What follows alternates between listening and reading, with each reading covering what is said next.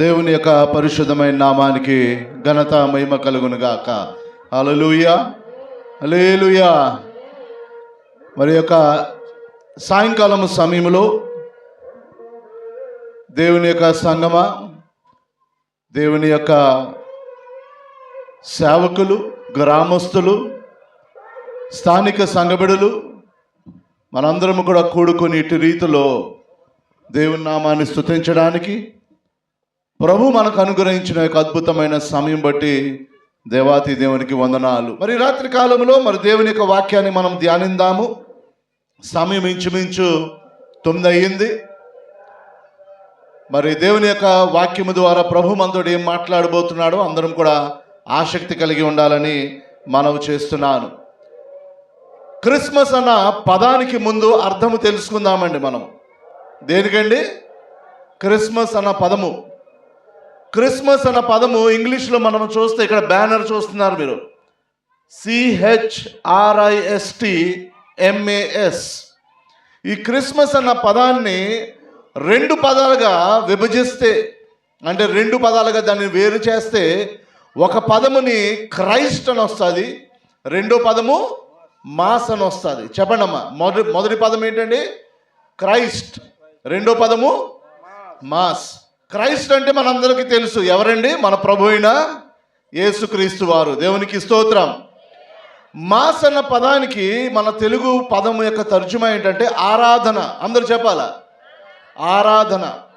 ఈ మాస్ అన్న పదము మీరు ఎప్పుడైనా రోమన్ క్యాథలిక్ చర్చిల దగ్గరికి, RCM చర్చిల దగ్గరికి వెళ్తే ఆ గేట్ బయట పెద్ద బోర్డు ఉంటుంది, మాస్ టైమింగ్స్ అని రాసుండి కింద 6 గంటలకి, 8 గంటలకి, 10 గంటలకి, మళ్ళీ సాయంకాలం 6 గంటలకని. అంటే మాస్ టైమింగ్స్ అంటే ఏంటంటే ఆరాధన సమయాలు అని. ఆరాధన సమయాలు. సో ఆ యొక్క రోమన్ క్యాథలిక్ వారు ఆరాధన ఏమంటారండి? మాస్ అంటారు. అలాగే ఈ క్రిస్మస్ అన్న పదములో క్రైస్ట్ అలాగే మాస్ని కలపడం వల్ల క్రిస్మస్ అన్న పదం వచ్చింది. దాని పూర్తి తర్జుమా ఏంటంటే క్రీస్తుని ఆరాధించుట. దేవుని నామానికి మహిమ కలుగును గాక. హల్లెలూయా. క్రీస్తుని ఆరాధించుట, క్రీస్తుని పూజించుట, క్రీస్తు నామాన్ని ఉచ్చరించుట, ఆయన చేసిన గొప్ప కార్యాల్ని మనము తలపోసుకుంటా, ఆయన బోధించిన మాటలు మనము ధ్యానించుట, మనము మన జీవితాల్లో ఎల్లప్పుడూ కూడా క్రీస్తుని ఆరాధించే బిడ్డలుగా ఉండాలి. కానీ క్రైస్తవ సమాజం ఏమైపోయిందంటే ఈ డిసెంబర్ మాసం ఒకటే క్రిస్మస్ని జరిపించుకుంటారు, మిగతా 11 నెలలు జరిపించుకోరు. కానీ క్రిస్మస్ అన్న పదంలో ఏంటి అర్థం? క్రీస్తుని ఆరాధించుట. అంటే ఆరాధించుట అన్నది 1 నెలే జరగాల, 12 నెలలు జరగాలండి? చెప్పాలి గట్టిగా. జీవితాంతము మనము చేస్తూ ఉండాలి. అదే నిజమైన క్రిస్మస్. హల్లెలూయా. మరి ప్రభు మనందరినీ ఆశీర్వదించి ఉన్నాడు. ఈ ఆశీర్వాదాలన్నీ కూడా క్రిస్మస్ ఆరాధన దేంతో ముడిపడిపోయిందంటే, క్రిస్మస్ అన్న వెంటనే కొత్త బట్టలు కొనుక్కోవాలా, కొత్త చీర కొనుక్కోవాలా, లేకపోతే క్రిస్మస్ కాదు. క్రిస్మస్ అన్న వెంటనే ఇంట్లో పిండి వంటలు చేయాలా, క్రిస్మస్ అన్న వెంటనే ఏం చేయాలండి? బిర్యానీ వండాలా, చికెన్ వండాలా అని ఇహలోక సంబంధమైన విషయాలతోటి ఈ దినాల్లో ఏమైపోయిందండి? క్రిస్మస్ ముడిపడిపోయింది. ఈ యొక్క లోక సంబంధమైన కార్యాలతో క్రిస్మస్ ఎంత ముడిపడిపోయిందంటే క్రీస్తుని ఆరాధించడము మనము ఏమైపోతుంది? మర్చిపోతున్నాము. క్రీస్తుకి ఇవ్వాల్సిన ఆ యొక్క ఆరాధనని మనం ఏం చేస్తున్నామండి? నిర్లక్ష్యము చేయుచున్నాము. కానీ ప్రభు ఈ యొక్క రాత్రి కాలములో మీతోటి సూటిగా మాట్లాడాలని కోరుచున్నాడు. దేవుడు మనల్ని అనగా మిమ్మల్ని నన్ను ఎందుకు సృష్టించాడంటే మన ద్వారా ఆయన యొక్క నామాన్ని ఆరాధించుటకు, మహిమపరచుటకు ఆయన మిమ్మల్ని నన్ను సృష్టించిన దేవుడుగా ఉన్నాడు. దేవునికి స్తోత్రం. హల్లెలూయా. ఈ యొక్క లోకములో ప్రతి దేవుని బిడ్డే కాదు కానీ ఈ లోకములో పుట్టిన ప్రతి వాడు కూడా సృష్టికర్త దేవుణ్ణి తెలుసుకొని ఆ యొక్క సృష్టికర్త దేవుణ్ణి ఏం చేయాలండి? ఆరాధించేవాడుగా, పూజించేవాడుగా ఉండాల. మనందరం ఈ లోకంలో జన్మించామంటే దాని వెనకాల ఒక పెద్ద శక్తి ఉందని మనందరం నమ్ముచున్నాము. మన జన్మ వెనకాల ఏముందని ఒక శక్తి. ఆ శక్తి ఎవరో కాదు కానీ సృష్టికర్త దేవుడి యొక్క శక్తి. ఆ సృష్టికర్త దేవుడికి ఏంటండి రూపాన్ని ఇవ్వలేము మనము. ఆ సృష్టికర్త దేవుడికి ఒక పేరుని మనం పెట్టలేము. ఎందుకంటే మనము పెట్టిన పేరుకి ఆయన పరిమితం అయిపోలేడు. మనం ఇచ్చిన రూపానికి ఆయన పరిమితము అవ్వలేడు. మనము పెట్టిన స్థలములో ఆయన ఏమాత్రం మనం ఆయన పరిమితము చేయలేము. అలాంటి సృష్టికర్త దేవుణ్ణి దేవుని బిడ్డలుగా మీరు, క్రైస్తవులుగా మీరు, ఈ యొక్క గ్రామంలో ఉన్న ప్రజలందరూ కూడా ఆ సృష్టికర్త దేవుడు ఎవరో తెలుసుకొని ఆయనకి మనం ఇవ్వవలసిన ఆరాధన ఆయనకి ఇవ్వాలని ఆయన కోరుచున్నాడు. దేవుని నామానికి మహిమ కలుగును గాక. హల్లెలూయా. ప్రియమైన దేవుని సంగమా, క్రిస్మస్ అంటే క్రీస్తుని ఆరాధించడము. ఆ యొక్క పరలోకములో ఉన్న తండ్రిని ఆరాధించడానికి క్రీస్తు ఈ లోకంకి ఏమొచ్చాడండి, మనకి ఆ సృష్టికర్త దేవుణ్ణి పరిచయం చేయడానికి ఆయన రావడము జరిగి ఉన్నది. దేవుని వాక్యంలో ఒకసారి మనము మత్తయి రాసిన సువార్త 2వ అధ్యాయము 1-2 వచనాలు చదువుకుందామండి ఒకసారి. రాజైన హేరోదు దినములందు బెత్లెహేములో యేసు పుట్టిన పిమ్మట ఇదిగో తూర్పు దేశపు జ్ఞానులు యెరూషలేమునకు వచ్చి, రాజుగా పుట్టినవాడు ఎక్కడున్నాడు? తూర్పు దిక్కున మేము ఆయన నక్షత్రము చూచి ఆయన పూజింపవచ్చితమని చెప్పిరి. దేవునికి స్తోత్రం. మత్తయి సువార్త 2వ అధ్యాయము 1వ వచనము 2వ వచనం ఏం రాయబడుతుందంటే, జ్ఞానులు బయలుదేరి వచ్చారంట. తూర్పు దేశం నుంచి ఎవరు బయలుదేరారంటమా? జ్ఞానులు బయలుదేరి వచ్చారంట. ఒక నక్షత్రాన్ని వెంబడించుకుంటూ వచ్చారంట. ఆ నక్షత్రాన్ని వెంబడించుకుంటూ వచ్చి ఆ యొక్క చివరి భాగంలో ఏమంటున్నారు, మేము అతనిని పూజించడానికి వచ్చి ఉన్నాము. దేవుని నామానికి మహిమ కలుగును గాక. ఈ లోకములో ప్రతి మానవుడు వాడి దృష్టిలో వాడి జ్ఞాని. అవునా? నువ్వు ఎర్రివాడంటే ఎవరు ఒప్పుకోడు, నువ్వు మూర్ఖుడు అంటే ఎవరు ఒప్పుకోడు. మూర్ఖుడు అన్న వెంటనే ఏమవుతుందండి, వాడికి వీడికి ఏమైపోతుంది, పెద్ద యుద్ధం అయిపోతుంది. ఈ లోకములో ప్రతివాడు వాడి దృష్టిలో జ్ఞాని. దేవుడు ఆ జ్ఞానము చేత ఆ సృష్టికర్త దేవుడు ఎవరో, ఆ సృష్టికర్త ప్రభు ఎవరో ఆయన మీరు తెలుసుకొని ఆయన పూజించడానికి మీరు రండి అని ఆ జ్ఞానులు ఎలాగైతే తూర్పు దేశం నుంచి ప్రయాణము చేసుకుంటూ ఆ యొక్క నక్షత్రం కోసం వారు పరిశోధించి ఆ నక్షత్రం కోసం వారు తెలుసుకుని 2 సంవత్సరాలు ప్రయాణం చేసినట్లు మనం చూస్తున్నామండి. ఎన్ని సంవత్సరాలండి? 2 సంవత్సరాలు. ఆ యొక్క జ్ఞానులు బయలుదేరక ముందు వారితోటి బంగారము తెచ్చారంట, వారితోటి బోళము తెచ్చారంట, వారితోటి సాంబ్రాణి తెచ్చారంట. 2 సంవత్సరాలు రోడ్డు ప్రయాణంలో ఈ విలువైన వస్తువులు పట్టుకుని వారు బయలుదేరారు. ఒక 12 గంటల ట్రైన్ ప్రయాణంలో బంగారం పట్టుకుని వెళ్ళండి, రాత్రంతా కునుకు ఉండదు. ఆ మూట ఉందా లేదా, ఆ బ్యాగ్ ఉందా లేదా అని గడిగడిగీలు ఎత్తుతూ ఉంటాం. కన్నులాగా అంటుకున్నా కూడా ఉందా లేదా అని తడుముకుంటాం. అవునా?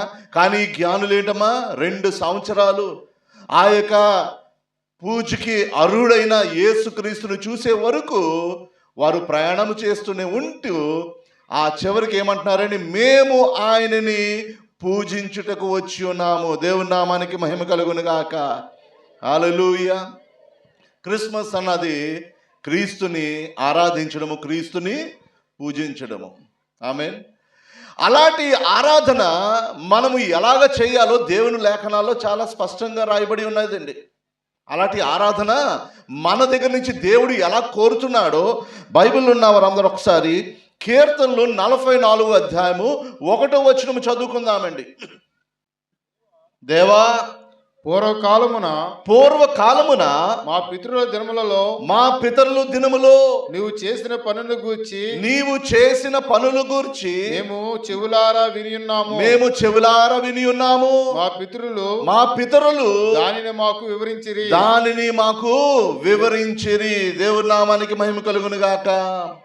ఇశ్రాయేలు ప్రజలు మాట్లాడుతున్న కీర్తన భాగము వారు ఏమంటున్నారు, ప్రభువా ఏ దినాల్లో అంటమ్మా, పూర్వ దినాల్లో మా పితరుల పట్ల నువ్వు చేసిన గొప్ప కార్యాలు మేము చెవులారా విని ఉన్నాము. ఇక్కడ ఇశ్రాయేలు ప్రజలు ఏమంటున్నారంటే, మా యొక్క తల్లి పితరుల పట్ల నువ్వు చేసిన గొప్ప కార్యాలు మేము చెవులారా విని ఉన్నామని పిల్లలు చెప్తున్నారు. తల్లిదండ్రులు మాట్లాడుకుంటున్నారంట ప్రభు చేసిన గొప్ప కార్యాలు, ప్రభు వారిని ఎలాగైతే అరణ్యంలో నడిపించాడో వారు మాట్లాడుకుంటున్నారంట. ఆ యొక్క ఎర్ర సముద్రాన్ని ఎలా పాయలు చేశారో తల్లిదండ్రులు మాట్లాడుకుంటున్నారంట. మామయ్యలు చిన్నాళ్ళు మాట్లాడుకుంటున్నారంట. మాట్లాడుకుంటున్న సమయంలో పిల్లలు ఆలకించి ఉన్నారు. దేవునికి స్తోత్రం. అంటే అక్కడ తల్లిదండ్రులు ఏం చేస్తున్నారండి? దేవుని నామాన్ని పూజిస్తున్నారు, దేవుని నామాన్ని ఆరాధిస్తున్నారు. ఈ రోజుల్లో తల్లిదండ్రులు కూర్చుంటే అక్కడెంత భూమి ఉంది, ఇక్కడెంత బంగారం ఉంది, ఆడేమన్నాడు, ఈడేమన్నాడు, మీ అమ్మిలాగా అన్నది, మీ నాన్నలాగా అన్నది, ఈ మాటలే కానీ ఏంటమ్మా దేవుడు చేసిన గొప్ప కార్యాలు మాట్లాడుకునే సందర్భము లేదు. అందుకే మనమాడిన మాటలు మన పిల్లలు చెవిలారా విని రేపు వాళ్ళ జీవితంలో కూడా అదే సంభవిస్తుంది.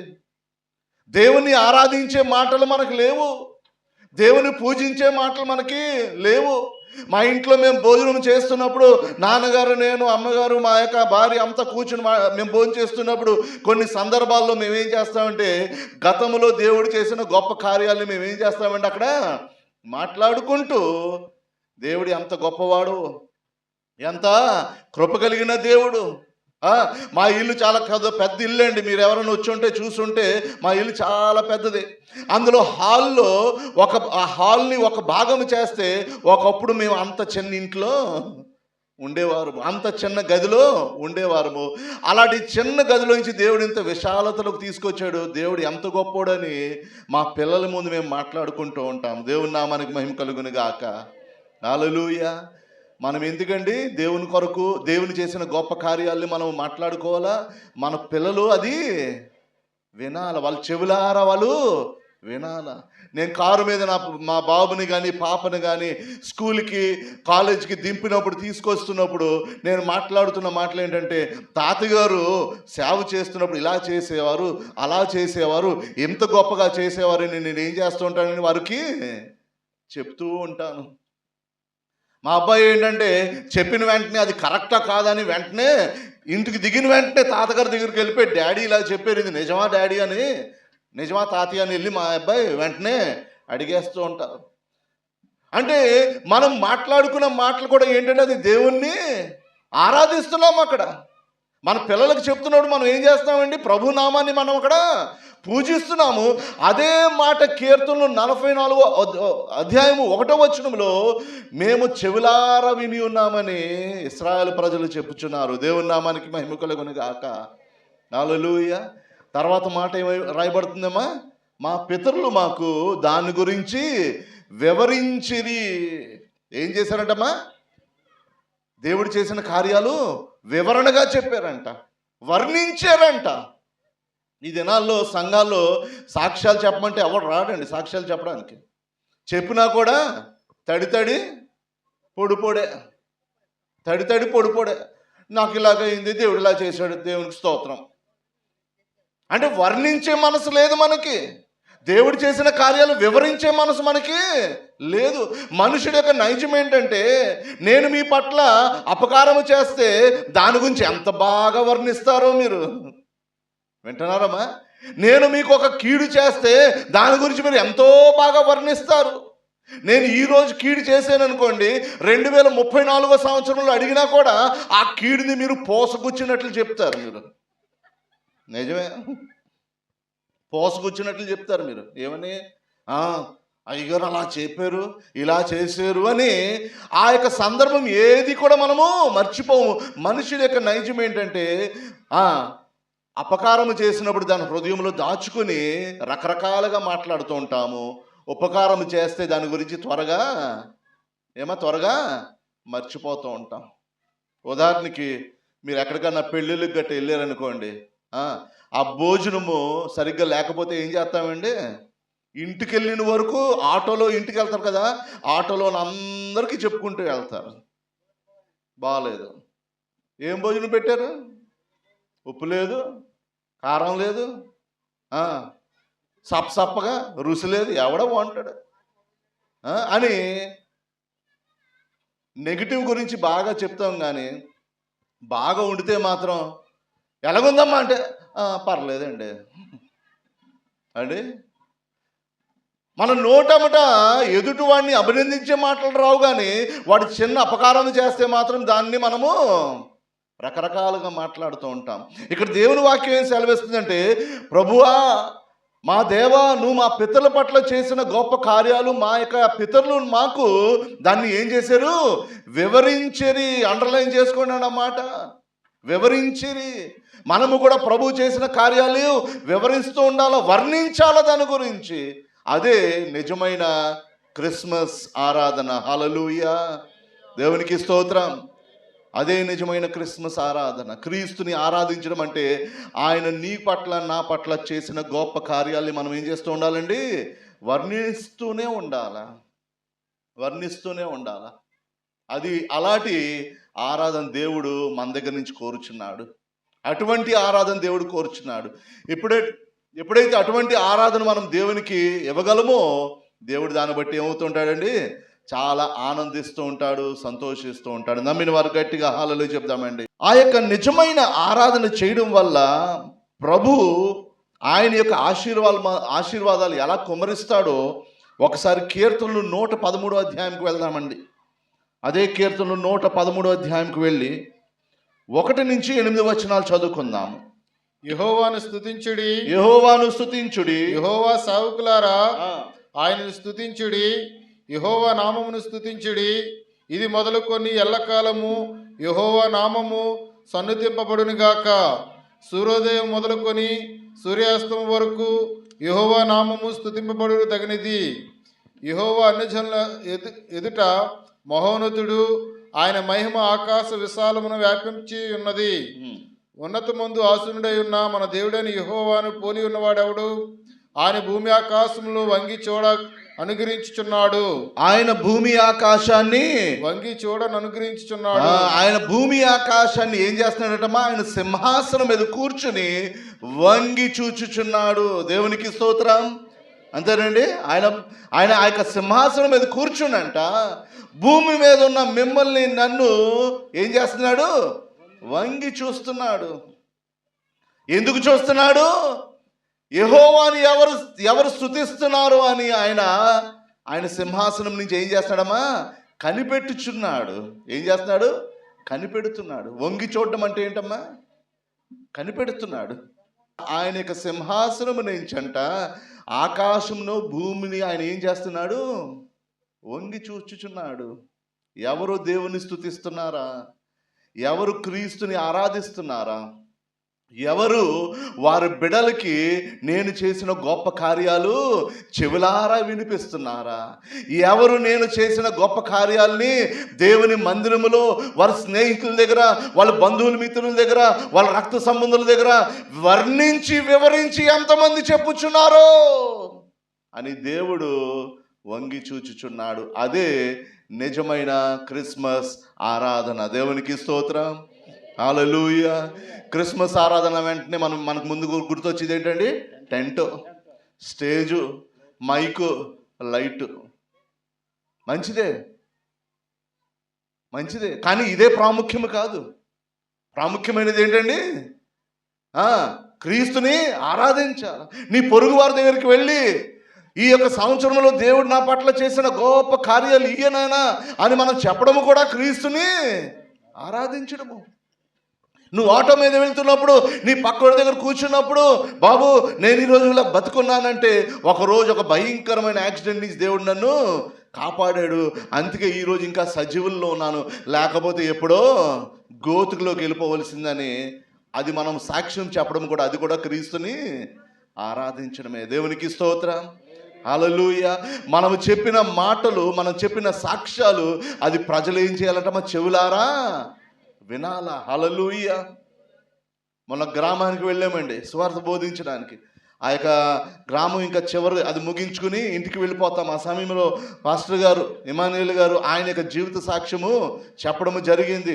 నేను ఎంత క్రూరుడుగా ఉండేవాడిని, నా యొక్క జీవితం ఎంత భయంకరంగా ఉండేది, నా తల్లిదండ్రులు నేను కొట్టే పరిస్థితిలో ఉండేవాడిని, మా యొక్క గ్రామస్తులందరూ కూడా నన్ను వీడు ఎప్పుడు చచ్చిపోతాడా అనేసి చూసేవారు. అలాంటి సమయంలో దేవుడు నన్ను పట్టుకున్నాడని ఆ సాక్ష్యం చెప్తుంటే ప్రజలందరూ కూడా చాలా జాగ్రత్తగా వింటున్నారు. నేను దూరంగా ఉండి చూస్తున్నాను. అందరి మొహాలు చూస్తున్నాను. పార పట్టుకున్నాడు, పార పక్కన పెట్టేశాడు. గమేల పట్టుకున్నాడు, గమేల పక్కన పెట్టేశాడు. పాస్టర్ గారు చెప్పిన సాక్ష్యం చాలా దీర్ఘముగా వింటున్నారు. సాక్ష్యం అయిపోయిన తర్వాత ముగింపు ప్రార్థన చేసి బస్సు ఎక్కుతున్నామండి. బస్సు ఎక్కుతున్నప్పుడు పాస్టర్ గారు బస్సు ఎక్కినప్పుడు ఒక అమ్మ వచ్చి, బాబు మీ అమ్మ నాన్నగారు బాగున్నారా అని అడిగిందండి. మీకు గుర్తుందో లేదో? మీ అమ్మ నాన్నగారు బాగున్నారా?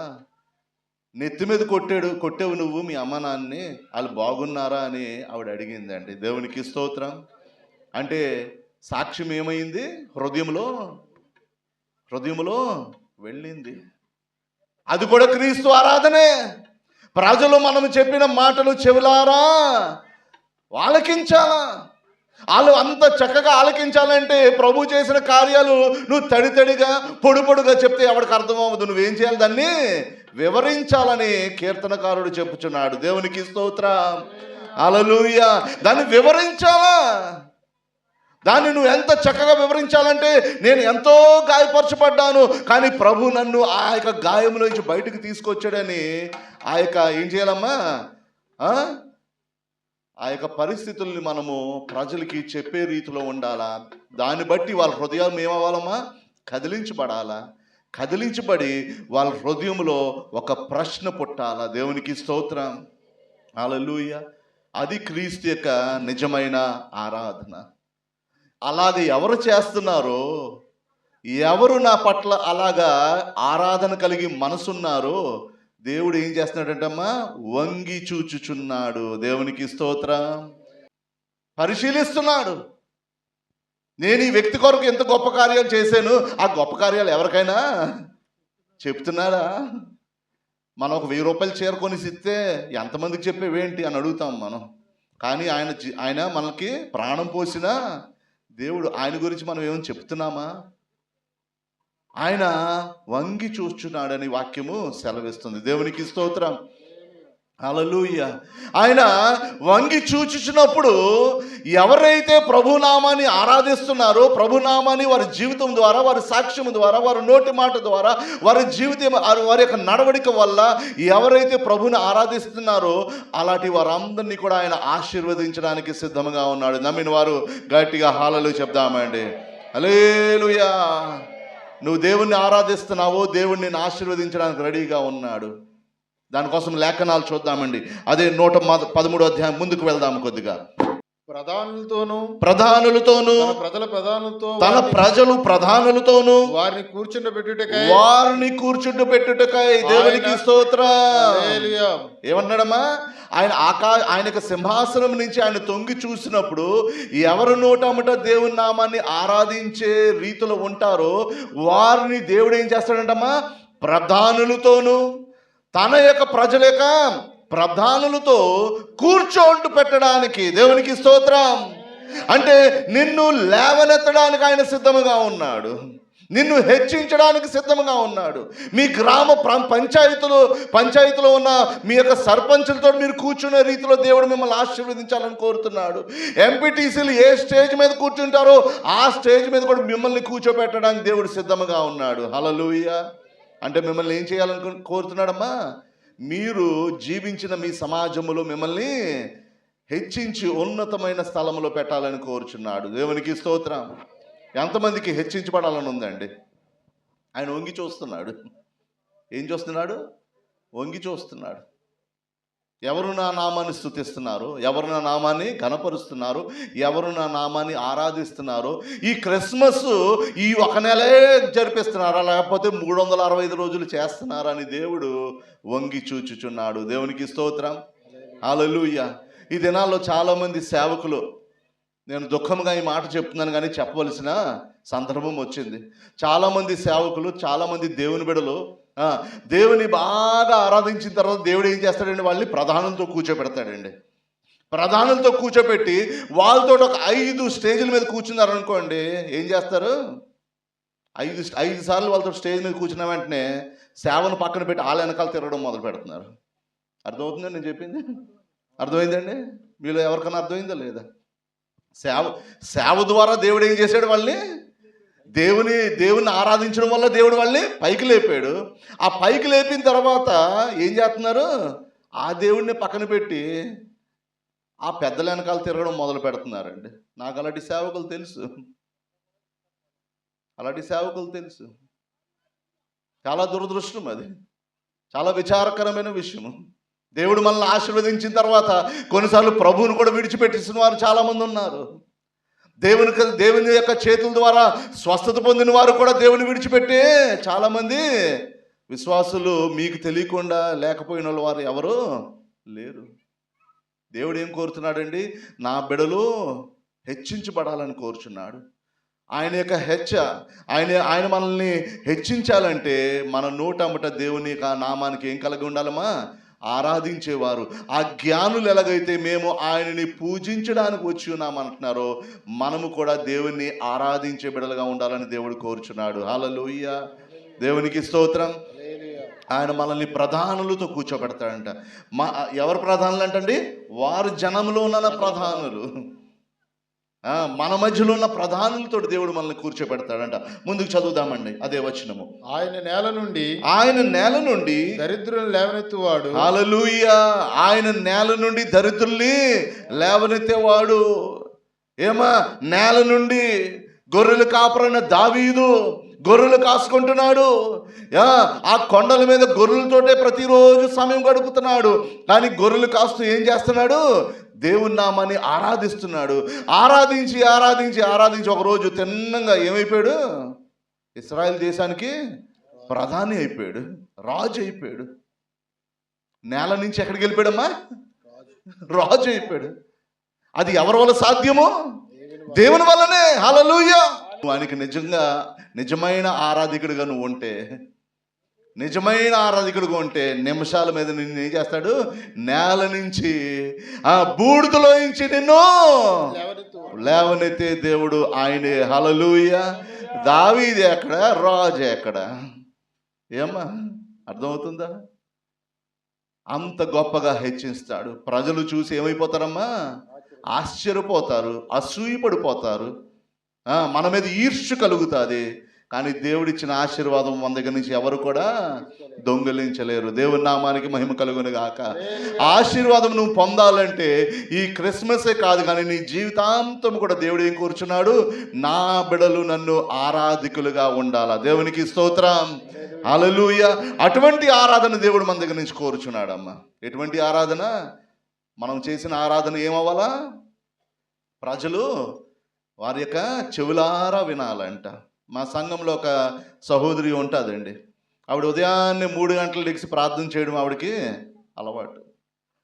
ఆవిడ ప్రార్థన చేస్తున్నప్పుడు అంట, మరి గ్రామంలో తెలుసు కానీ ఆ ఇంటికి ఒకటే గోడ, ఒకటే గోడ. పక్కోళ్ళు ఉదయాన్నే ఇవిడ ఎలుగెత్తి ప్రార్థన చేస్తున్నప్పుడు ఆవిడ తెలిసిపోద్దంట. ఈ అమ్మ లెగిసిందంటే ఎంత అయిందంటే టైము 3 అయినట్లు తెలిసిపోద్దంట. అంటే మనం చేసిన ఆరాధన ప్రజలు ఏం చేయాలా? చెవులారా వినాలా. మనం దేవుని కోసం చెప్పిన సాక్ష్యాలు వర్ణించాలా, వివరించాలా. అది దేవుని నామానికి మహిమ. ఈ జ్ఞానులు వెళుతున్నప్పుడు మధ్యలో హేరోదు రాజు కూడా కలిశాడు. మీ అందరికి తెలుసు కదా? తెలుసండి. ఆ బంగారం హేరోదుకి ఇచ్చారా? ఆ యొక్క సాంబ్రాణి హేరోదుకి ఇచ్చారా? ఆ బోళం హేరోదుకి ఇచ్చారా? ఎందుకంటే వాళ్ళకి జ్ఞానులు, వాళ్ళకి తెలుసు ఇతను మాత్రము కాదు, ఇతను మా పూజకి అర్హుడు కాదు. ఆయన మంచి వస్త్రాలు వేసుకున్నాడు, రాజుగారు వస్త్రాలు వేసుకున్నాడు, రాజుగారు కిరీటం పెట్టుకున్నారు. వీరు ఎవరిని వెతుకుతున్నారు? వీరు కూడా రాజునే వెతుకుతున్నారు. కానీ కన్ఫ్యూజ్ అవ్వలేదు వాళ్ళు. ఎందుకు? వారు జ్ఞానులు. నీవు నేను కన్ఫ్యూజ్ అయిపోతున్నామేమో. నిజమైన దేవుడికి ఇచ్చిన ఆరాధనకి, ఈ లోకంలో వచ్చిన మనుషులకి మనము కన్ఫ్యూజ్ అయిపోయి ఆయనకి ఇవ్వాల్సిన ఆరాధన ఎవరికి ఇచ్చేస్తున్నావు? మనుషులకి ఇచ్చేస్తున్నావేమో. నువ్వు అలాగే ఇస్తున్నావు అంటే నువ్వు జ్ఞానివి కాదు, నువ్వు జ్ఞానివి కాదు. మనం ఒకసారి ఆలోచిద్దాం, మనం చేసిన కార్యాల్లో జ్ఞానిగా మనము దేవుని ఆరాధిస్తున్నామా, లేకపోతే అజ్ఞానిగా మనము దేవునికి ఇవ్వాల్సిన ఆరాధన మనము మనుషులకి, వస్తువులకి ఇస్తున్నారు. కొందరు వస్తువులు కూడా ఇచ్చే రీతిలో ఉంది. అది దేవుడు ఏమాత్రము కూడా ఇష్టపడడు, మెచ్చడని వాక్యము ద్వారా మనం చూస్తున్నాం. దేవునికి స్తోత్రం. ముందుకు వెళ్దామండి. ఇంకా పెంట కుప్పల మీద నుండి బీదలను పైకెత్తువాడు ఆ, ఆయన సంతులేని దానిని ఇల్లాలుగాను కుమారుల సంతోషం తల్లిగాను చేయును. దేవునికి స్తోత్రం. ఆయన నేల నుంచి పైకెత్తినవాడు ఆయనే, పెంట కుప్పల నుంచి కూడా పైకెత్తినవాడు ఆయనే. ఎప్పుడు ఆయన వంగి చూసినప్పుడు నీ నోటమ్మట ఏముండాలా? క్రీస్తు యొక్క ఆరాధన ఉండాలని ఆయన కోరుచున్నాడు. ఆయన వంగి చూసినప్పుడు నీ నోట్లో ఈ లోక సంబంధమైన మాటలు ఉంటే దేవుడు ఏమంటాడు? తర్వాత వస్తానులే అని మనల్ని దాటుకుని వెళ్ళిపోతాడు. అంటే మన ఆశీర్వాదాలు ఏమైపోతున్నాయి? మళ్ళా ఆలస్యం అయిపోతున్నాయి. దేవుడు మనకి ఇవ్వాల్సిన ఆశీర్వాదాలు ఇవ్వడానికి వస్తున్నాడు, కానీ ఆ యొక్క సమయంలో మన నోటమ్మట దేవునికి ఆరాధన లేకుండా ఇహలోక సంబంధమైన మాటలు ఉన్నప్పుడు ఆయన ఏమంటాడు? Still there is time, wait. ఇంకా సమయం ముందు నువ్వు వెయిటింగ్లో పెడతాం. మనం ఏమనుకుంటాం? ఏంటి దేవుడు ప్రార్థనకు జవాబు ఇవ్వలేదు అని అనుకుంటున్నాం. ఇంకా క్రీస్తుకి ఇంకా ఆరాధన కొరకు ఇంకా కొన్ని మాటలు ఆయన హెబ్రీలు రాసిన పత్రిక 13వ అధ్యాయము 15-16 వచనాలు చదువుకుందామండి. కాబట్టి ఆయన ద్వారా అనగా ప్రభు అయిన యేసుక్రీస్తు ద్వారా మనము దేవునికి ఎల్లప్పుడూ స్తుతి యాగము చేయుదుము. హల్లెలూయా. ఇక్కడ హెబ్రీయులకు రాసిన పత్రికలో అపోస్తలుడైన పౌలు ఏమంటున్నాడండి?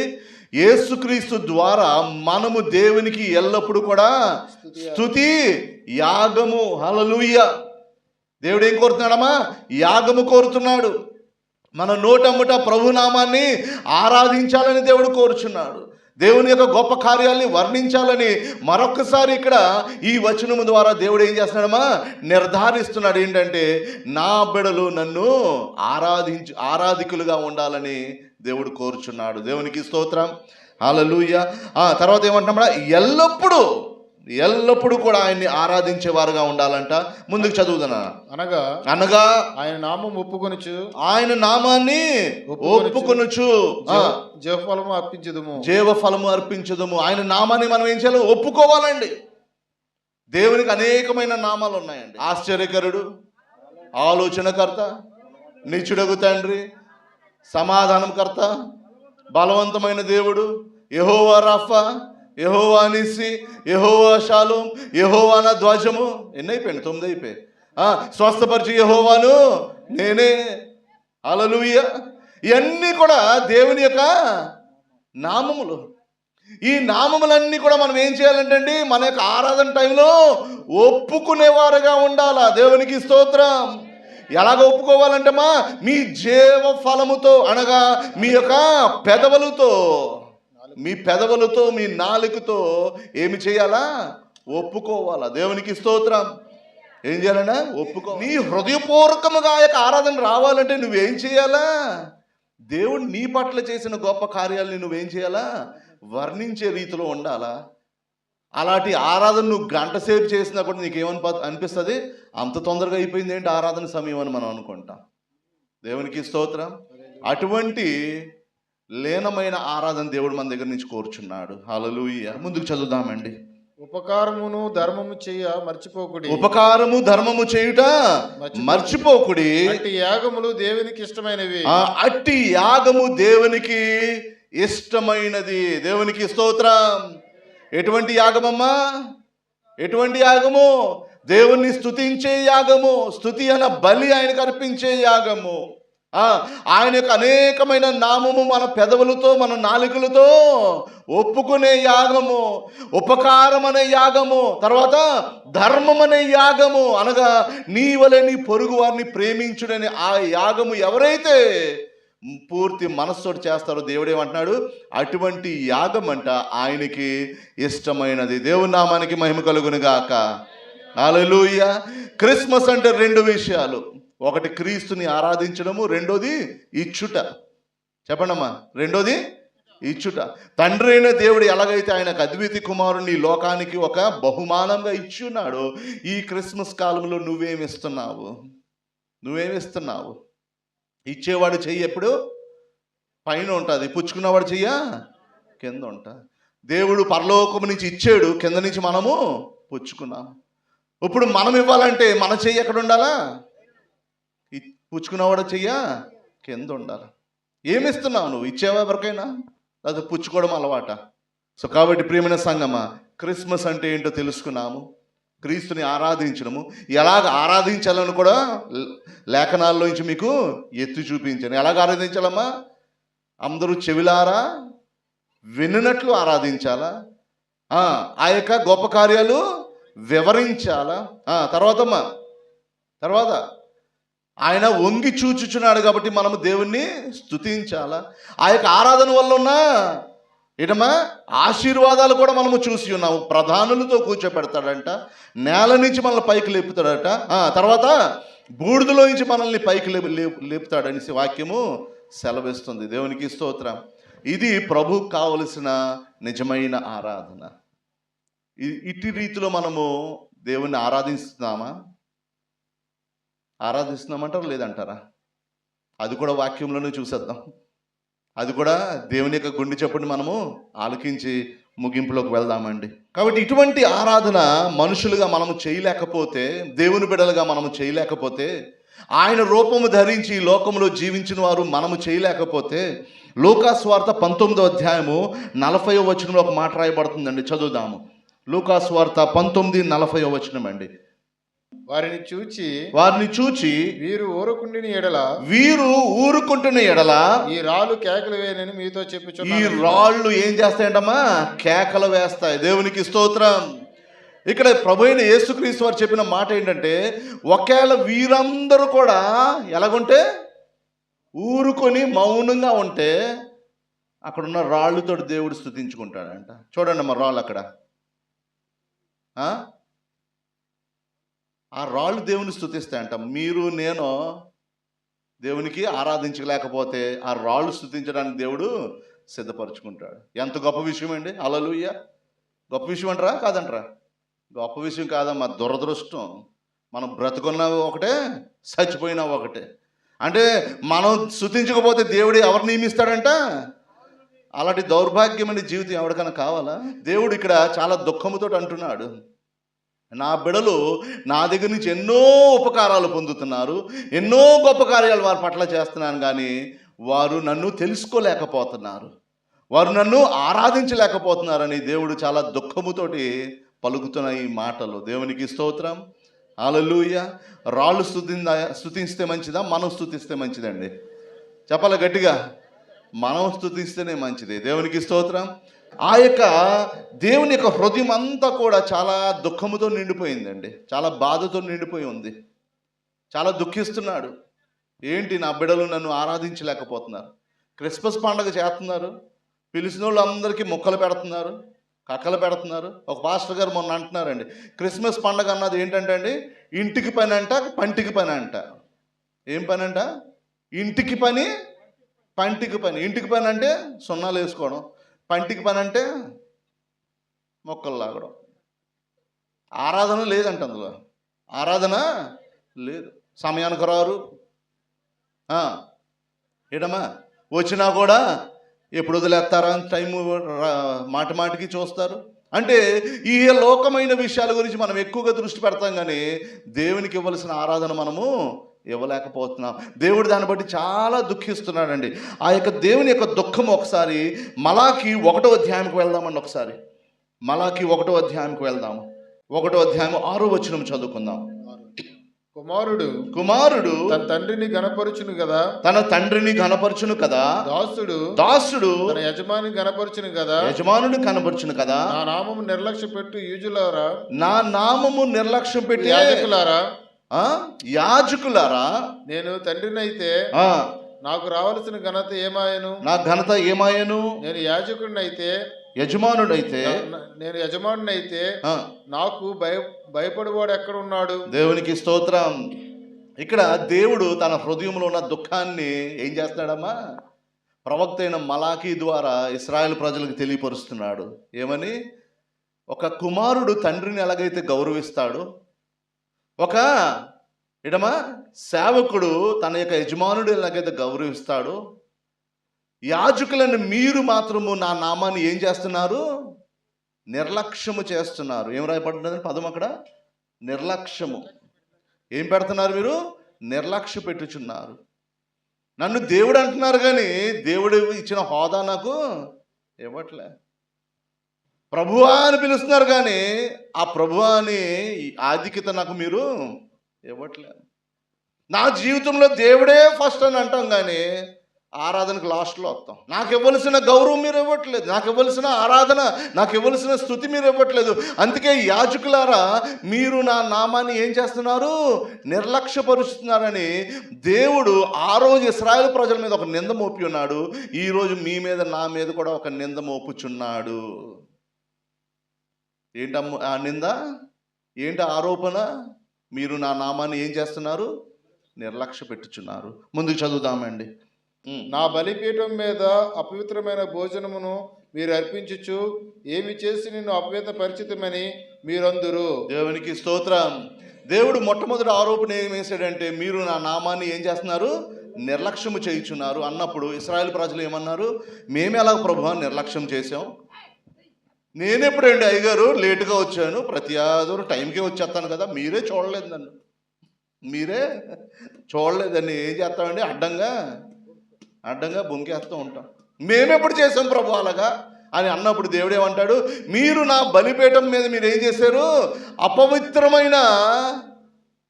అపవిత్రమైన భోజనము పెట్టి ఉన్నారు. ఏమంటున్నాడమ్మా? అపవిత్రమైన భోజనం ఎక్కడ పెట్టామంటమ్మా? దేవుని యొక్క బలిపీఠం మీద. అంటే మన నోటమ్మట వచ్చిన ఆరాధన, స్తుతి దేవుడికి భోజనముతో సమానము. ప్రియమైన సంగమా, దేవుని నామానికి మహిమ కలుగును గాక. దేవునికి దేనితో సమానం అంటే ఇది? భోజనము. ఆ యొక్క బలిపీఠం మీద భోజనము మనం ఏం చేస్తున్నామండి? అపవిత్రపరుచున్నామంట. నిర్లక్ష్య భావముతో అపవిత్రమైన భోజనం పెట్టడం వల్ల నా కడుపు ఏమవట్లే? నిండట్లే. కడుపు నిండిన వాడు ఏమంటాడండి? అన్నదాత. చెప్పాలా గట్టిగా? అన్నదాత అంటాడా లేదండి? దేవుడు కడుపు నిండట్లేదు, అందుకే మీకు రావాల్సిన ఆశీర్వాదాలు రావట్లేదు. మీరు సుఖంగా ఉండలేకపోతున్నారు. జబ్బులు, జాడ్యాలు. ఎందుకంటే ఆయనకి స్తుతి ఆరాధన వెళ్ళాలంటే పైనుంచి ఏమి దిగాలంట? ఆశీర్వాదాలు దిగాల. దేవుని యొక్క బలిపీఠం మీద మనం ఏం చేయించున్నాము? అపవిత్రమైన భోజనము, ఆయనకి ఇష్టం లేని భోజనము, ఆయనకి ఇష్టం లేని స్తుతులు. అయ్యో, మన నోటమ్మట వచ్చిన మాటలు దేవుడు వినలేకపోవచ్చున్నాడంట. నా పేరు పెట్టుకున్న నా జనాంగము నన్ను స్తుతించకుండా ఇహలోక సంబంధమైన విషయాల గురించి మాట్లాడుతుంటే ఆయన కడుపు నిండట్లేదు. మనము పెట్టిన భోజనం దేవుడు ఎలా చూస్తున్నాడమ్మా? అపవిత్రమైనదని దాని జోలుకు కూడా రావట్లేదంట. ఆయన దాని జోలుకు కూడా రావట్లే. ఆయన పస్తులై ఉన్నాడు. నీ స్తుతుల కోసం ఆయన ఏమవుతున్నాడమ్మా? ఆశ కలిగి ఉన్నాడు. దేవునికి స్తోత్రం. అది రెండో ఆరోపణ వేసాడు. నా బలిపీఠం మీద మీరు ఏం చేయించున్నారు? అపవిత్రమైన భోజనము. ముందుకు చదువుదాం నాన్న. భోజన బలను నీచపరిచినందు చేతనే కదా. మీరు ప్రభు భోజనము బలను నీచపరచున చేతనే కదా. మూడో ఆరోపణ ఏంటి? నా భోజనం బలని మీరు ఏం చేస్తున్నారు? నీచముగా చూసి ఉన్నారు. ఎలా చూస్తున్నారు? నీచముగా. 3 భయంకరమైన ఆరోపణలు దేవుడు మన మీద వేస్తున్నాడు. మనం ఆయన్ని పూర్ణ హృదయముతోటి, పూర్ణ ఆత్మతోటి, పూర్ణ శక్తితోటి మనము ఆరాధించలేకపోతున్నాం, స్తుతించలేకపోతున్నాం. దానివల్ల దేవుడు ఏమంటున్నాడు? మీరు నన్ను నిర్లక్ష్యం చేస్తున్నారు, అపవిత్రమైన భోజనం పెడుతున్నారు. మూడోది, నా భోజనం బలని మీరు ఏం చేస్తున్నారు? నీచపరుచుచున్నారు. భోజనం అంటే అందరికీ ఇష్టమేనండి, అవునా కాదా? మనకు పెట్టిన భోజనము సరిగ్గా పెట్టలేదు అనుకోండి, ఎలాగుంటుందండి? మీరు ఎవరో ఇంటికి వెళ్ళారు, మీ చుట్టాల ఇంటికి భోజనం కోసం అని పిలిచారు, కానీ సరిగ్గా వడ్డించలేదు. మళ్ళీ వెళ్తారా వాళ్ళ ఇంటికి? జన్మంలో వెళ్తారా? వెళ్ళరండి. మా ఇంట్లో లేదా? మా ఇంట్లో భోజనం లేదు, ఆడు పిలిచాడు, నన్ను అవమానపరిచాడని జన్మములో ఆడి గుమ్మం కూడా మనం తొక్కం. అవునా కాదమ్మా? చెప్పండి అమ్మా. అంటే మనుషుడుగా నీకే అంత బాధ కలిగితే సృష్టికర్త దేవుడికి ఇవ్వాల్సిన ఆరాధన నువ్వు ఇవ్వకపోతే ఆయన హృదయం ఏమైపోయిందమ్మా? గాయపరచబడ్డాది. ఆ గాయంతో ఆయన యొక్క ప్రవక్త అయిన మలాఖీ ద్వారా ఇశ్రాయేలు ప్రజలతో చెప్పుచున్నాడు, మీరు నా హృదయాన్ని ఏం చేయుచున్నారు? గాయపరుచుచున్నారు. నా హృదయాన్ని మీరు సంతోషపెట్టట్లేదు. క్రిస్మస్ పండుగ చేసుకుంటున్నారు కానీ దాంట్లో రావాల్సిన ఆరాధన నాకు రావట్లేదు. మీరు క్రిస్మస్ కోసం కోళ్ళు కోసుకుంటున్నారు కానీ దాంట్లో రావాల్సిన ఘనత నాకు రావట్లేదు. క్రిస్మస్ కోసం మీరు బట్టలు కొనుక్కుంటున్నారు కానీ దాంట్లో రావాల్సిన ఘనత నాకు రావట్లేదు అని దేవుడు ఈ రాత్రి కాలంలో మిమ్మల్ని నన్ను ప్రశ్నిస్తున్నాడు. క్రిస్మస్ అంటే క్రీస్తుని ఆరాధించుట. అటువంటి ఆరాధన మనం దేవునికి ఇవ్వగలుస్తున్నామా? దేవుడు చేసిన గొప్ప కార్యాలు మనం వర్ణిస్తున్నామా? దేవుడు చేసిన అద్భుతమైన కార్యాలు ప్రజల యొక్క చెవుల్లో మనము వేస్తున్నామా? లేకపోతే ఎప్పుడు ఇహలోక సంబంధమైన మాటలతో మనం నిండి ఉన్నామా? దేవుడు మనం ఇది నిందేస్తున్నాడు. మీరు నా విషయమందు మీరు నిర్లక్ష్యంగా ఉన్నారు, నా బలిపీఠం మీద మీరు అపవిత్రమైన భోజనం పెట్టి ఉన్నారు. మూడో భయంకరమైన ఆరోపణ ఏంటంటే మీరు నా బలని నీచముగా చూచుచున్నారు. నీచముగా. ఈ బల్ల మీద భోజనం పెట్టారనుకోండి, చూడండి ఈ బల్ల చూడండి ఒకసారి. అలాగే ఈ బల్ల మీద ఈ క్లాత్ వేసిన వెంటనే టేబుల్ చాలా అందంగా ఉంది, ఉందా లేదా అండి? క్లాత్ తీసాను అనుకోండి, ఎలాగుందండి? దీని మీద మీకు భోజనం పెడితే మీరు తింటారా? చెప్పండి అమ్మా, చెప్పండి. తింటారా తినరా? దీని పేరేంటి? దీని పేరేంటండి? ఏం టేబుల్? ఏం టేబుల్ అండి? భోజనం టేబుల్ అంటారు దీన్ని. ఈ భోజనం టేబుల్ని ఎంత బాగా మెయింటైన్ చేయాలా?